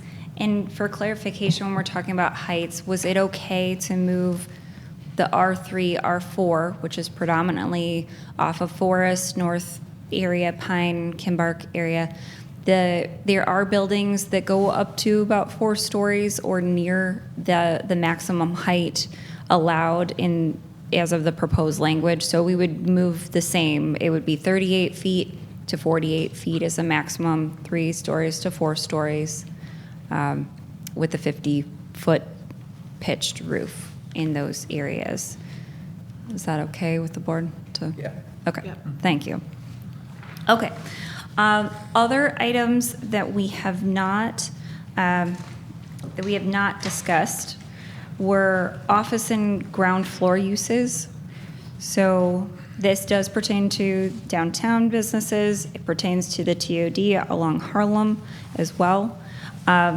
So we need more clarification. Currently, we have this 20% ratio cap for linear street frontage that can have like a professional office use, right? And so the TOD recommendations propose that this is changed to a special use requirement. The 20% cap would be removed, but they would have to go through a special use process for approval to have a relatively inactive office type use. So professional office, insurance, potentially medical offices, just different types of low pedestrian traffic type uses. And so the determination was a discussion amongst the board. Do you want to impose this requirement? Would you like to keep the special use as proposed, remove those requirements, or come up with some other alternative for this? There were comments from the Preservation Commission about this item in particular, noting that it would be potentially challenging for property owners or landlords to secure business clients and tenants in spaces. At the same time, it does allow us to regulate our uses in throughout our commercial areas. So, Can you give me an example of a business downtown that would have to go through this process to be a special use? so the closest approximation would be something like a mortgage office, or potentially a new real estate office that would open where one was not prior as an occupant. They haven't been an established tenant prior. So that's what we consider inactive.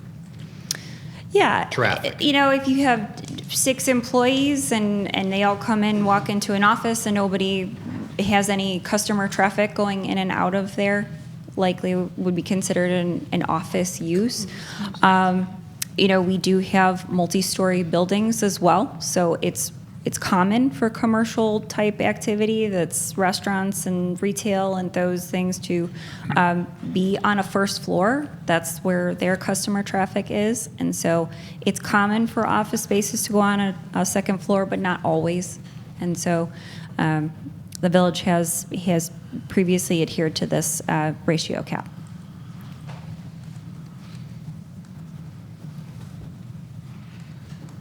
Thoughts? I think the preservation, one of the things that came out of the preservation was even inactive uses are active uses, because you bring, you have 6 people in a mortgage, those 6 people have to eat, have to drink, go out to dinner, and things like that. So they do have traffic. So there's a plus. Sevens? I mean, just from my experience with those types of businesses downtown, the offices aren't always operating, like they don't have regular 9 to 5 hours. That's just a note. They're not always there. It's like sort of an office they keep. Oh, I was just going to say, in my mind, it's kind of a trade-off between, having what would be considered a, vibrant, active, contribution to like the commercial aspect of things versus saddling a, building owner with a space that they can't lease because, people are discouraged that they'll have to go through a special process to even rent the space.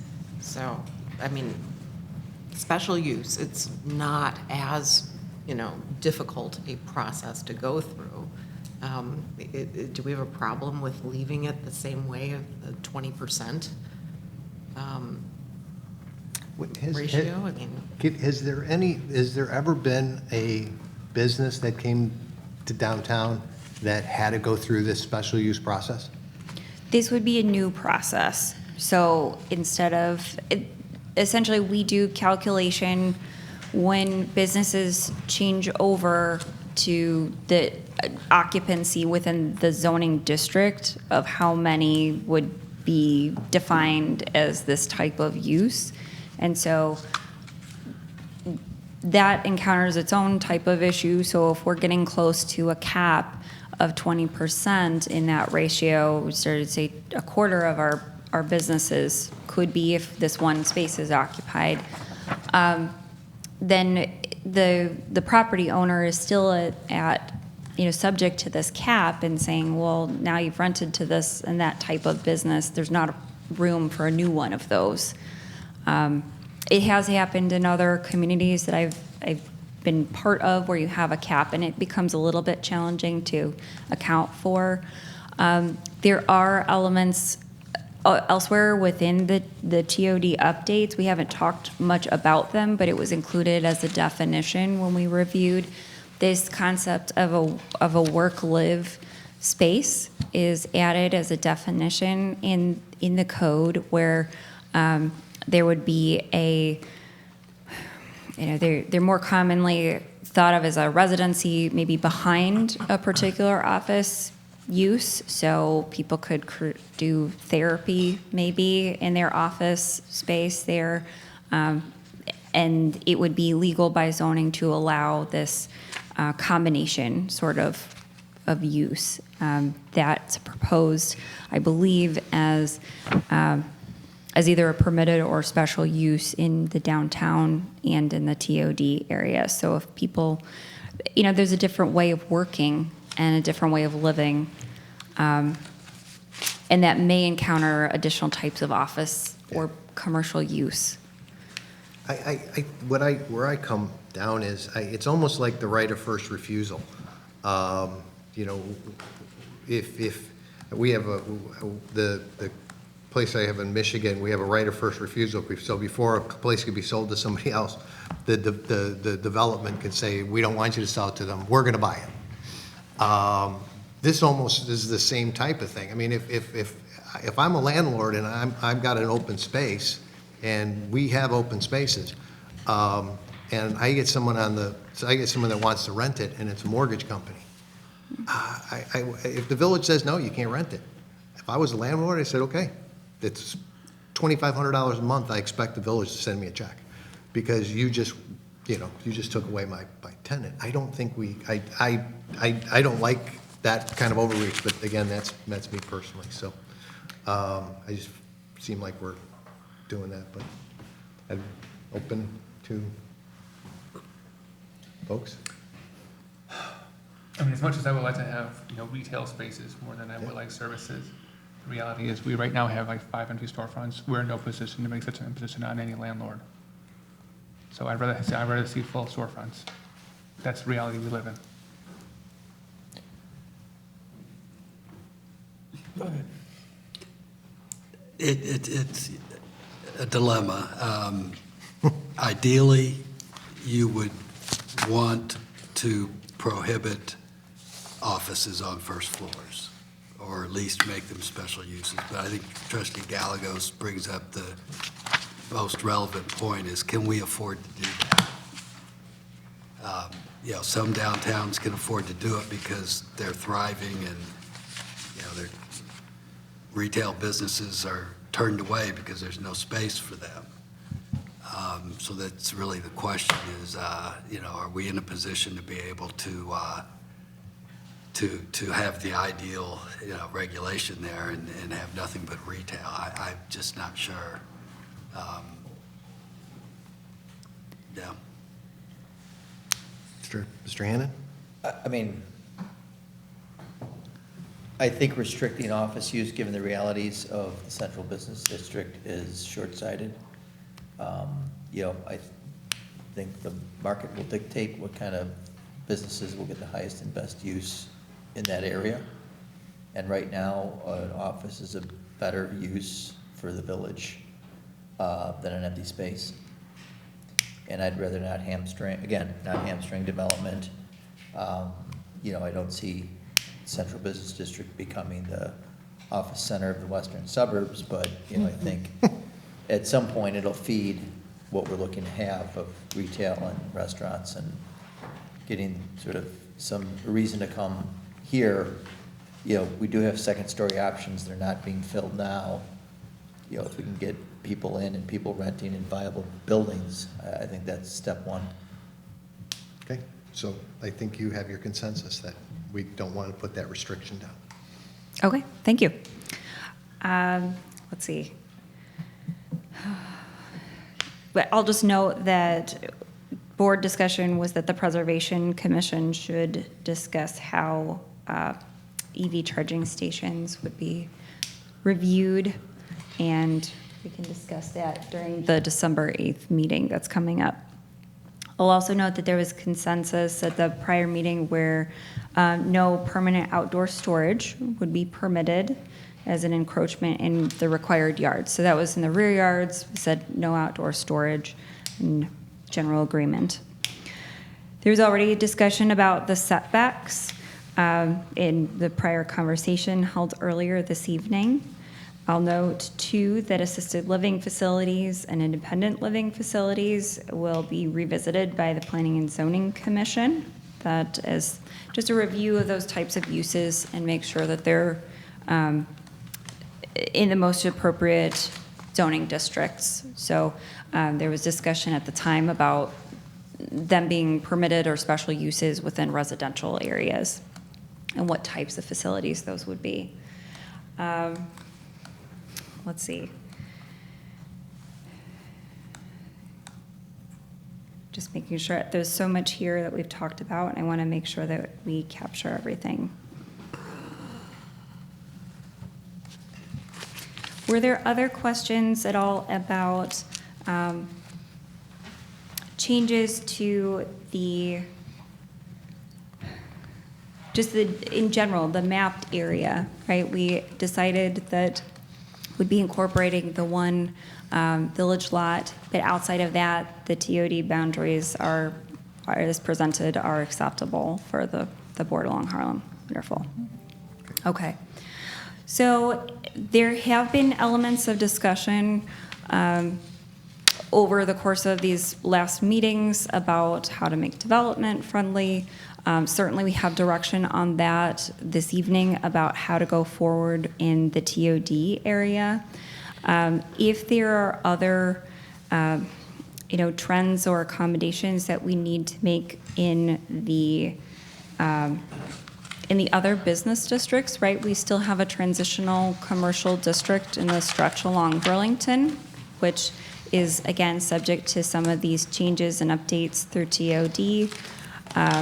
If there are other elements that we would need to apply in the B1C, so North Harlem corridor and south towards Ogden, we certainly can address those types of things in regards to parking or medians and those sorts of other items. Anything else I'm missing, Ann? Okay. Well, I think we got through a lot. I mean, this started to be a little folder, now it turned into a big binder. I appreciate all the work the two of you've done and helping with those tables to make us more understandable. We'll still digest it. We have a month between now and our next board meeting, so I encourage all to continue to chisel through, and if there's anything, please send an email to Ashley and Ann, and we can consider it in January. If I may, just may. kind of as for direction for staff, given the edits that have been proposed and the direction that staff has been given, is the board in a comfortable spot now where we will tackle and make all these changes and incorporate them into the ordinances so that you have a final ordinance to look at the January meeting, and then presumably potentially take action on sometime in February? Yeah, I think we Is that have the same? consensus on all the points. Yeah. Thank you. Perfect. Thank you. Okay, thank you very much. Again, I appreciate the work the two of you have done. Thank you. We move on to the trustee reports and cross Community Climate Collaborative C4 updates. Trustee Marsh Ozga. Okay, thank you very much. The Cross Community Climate Collaborative had its second area meeting on Tuesday of this week, and we had a really great presentation on the, just sort of giving an overview of where all of the communities are in terms of their development of sustainability plans, or, the beginning of formations of groups to consider these things. So everyone sort of shared where they were at with that, and the buildings of their local teams, and we got some wonderful resources from both Oak Park and River Forest that have developed sustainability plans already. In addition, there were presentations on EV charging programs that will be launching in Cook County next year, and they will give us possibly the opportunity to look at applying for a low or no cost charging station somewhere else within the village, potentially. There were presentations on electric school bus funding, solar for all, and the Greentown Advisory Committee Input Forum, which I will be attending in December. So that's that. And then our local sustainability team will be having its first meeting on December 12th at the Riverside Public Library. So we have that to look forward to. Great. I appreciate all the work that you and Trustee Evans have put into the C4. It's going to be good for our village, so thank you very much. I want to remind everybody that, we had a referendum several years ago about the Green Initiative, and I think it passed some 90%. So this is still in fulfillment of that referendum, so thank you. Is there any other reports tonight? Might be. Yes. One or two. So I'll ask everyone to save the date, please, if you would, for December 17th, which is Wreaths Across America. Our local American Legion, Post 488, will be conducting a brief wreath ceremony here at Guthrie Park as part of our way of remembering those who served and gave the ultimate price and are no longer with us. All veterans are invited to attend, as is the public, and veterans will have treated coffee or hot chocolate over at the Sand Trap thereafter in the aftergather. And of course, tomorrow is our annual holiday stroll, everyone's favorite cold time of the year event. It begins at 5:45 when Santa arrives down the Burlington Street on the fire truck, and he will be at the tree lighting portion of it for everyone to gather around, and then thereafter he will be at the library. Streets will be closed off. However, I do want to let the public know that the Burling Road in front of the library will be a two-way traffic street, and there will be crossing guards, so please be mindful of that. There will be no shortage of hot chocolate tomorrow night. I think like every place is going to have hot chocolate. There's a huge map, and you can find it, and they're printed all over the store, so I'm not going to go all over the place. I mean, we're going to have that wonderful eggnog that Choo Choo has. We're going to have the horse and carriage ride, animals, petting zoo, I should say, over at the Riverside Garage. There will have to be some hot tamales over at La Estancia. Everything's going to be packed. It's going to be like 50 degrees tomorrow and like 40 at night, so we will have a very wonderful night. So please celebrate safely, have a wonderful time. I am so proud of the Chamber of Commerce that really has come together over the past few months. Newly elected officers were voted in yesterday, so there's a lot of great optimism and positivity going on. Amy Regan has taken the chairperson position of the Holiday Stroll, and it's going to be a wonderful event. So there's a lot of good things that are happening. So thank you, everybody, and Merry Christmas. Okay. Will there be trains at Riverside Garage? No, that was Rick's thing, and he's... No more trains? No, there's a train at the Masonic Lodge. Isn't there? I thought they saw that on the list. That might be, but not at Riverside Garage. Yeah, there's... So it's not the same as Rick's, but yeah, he retired. Okay, we'll just have to drink extra hot chocolate to make up for it. We'll have a toast to Rick and Any other reports this evening? Okay, hearing none. The board does not have a need for an executive session this evening, so I'd ask for a motion, a second to adjourn. So moved. Motion by trustee Gallegos, a second. Second. Second by trustee Marsh Osga. Ethan, if you'd please call the roll. Trustee Evans? Aye. Trustee Gallegos? Aye. Trustee Clarity? Aye. Trustee Marzazga? Aye. Trustee Hannan? Aye. Trustee Powell? Aye. Motion carries. Thank you. And again, please all have a very safe and happy holiday and a happy and healthy new year.